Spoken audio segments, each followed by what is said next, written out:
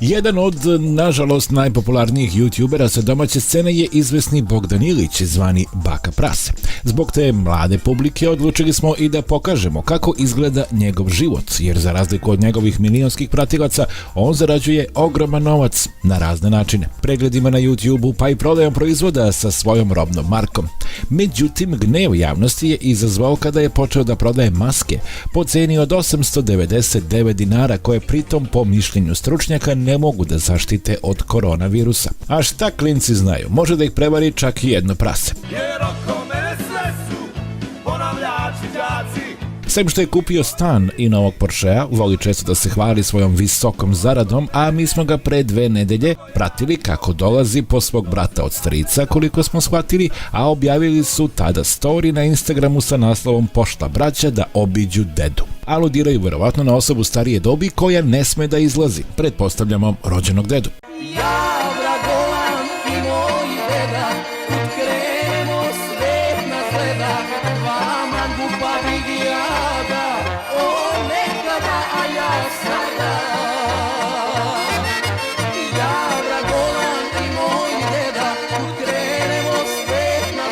I kada su stigli, stvarno su nosili kesu sa nekim potrepštinama.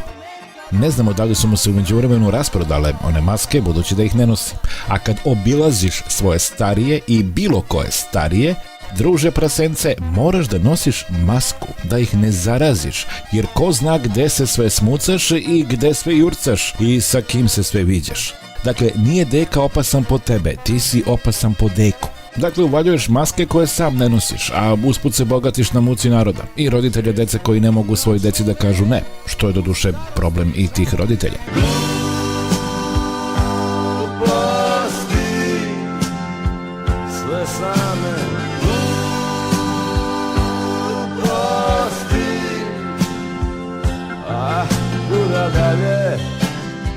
I sad pogledajte, sem što se parkirao na autobuskom proširenju, odnosno na stajalištu, on divlja po gradu. O, kako je lepo biti glup,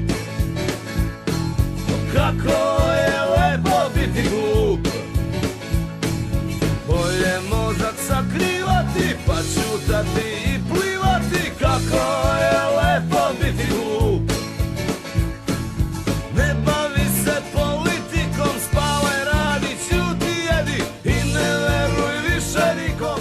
I tek kada je stigao kući, njegova strina je od gore primetila naše vozilo. Dakle, posle nekoliko sati praćenja, i javila je to svom rođaku Praščetu. 17 stepeni, iza mene paparazzo lov, provalila ih moja strina, hvala, volim te, ali da, provaljeni ste. I ovo bi bilo sve, ok. Evo, videli smo da je to obavio, pa smo mu i prišli. A? A znam, prebrz. Imaš 200 konja više nego mi. 90. 80 nešto. Koliko? Kada je video našeg nabildovanog člana ekipe, on je reagovao ovako. Nije se čak libio ni da prizna da je prebrzo vozio, dok se naša policija češka.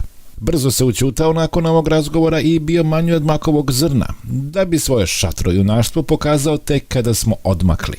Objavio je onda vrlo ružan i nepriličan story. I kao što možete da vidite, paparazzo lova više nema ni u priči. Jednostavno, razlika u konjskim snagama je bila prevelika, tako da sam uspeo da ih otkačim, veliki pozdrav im.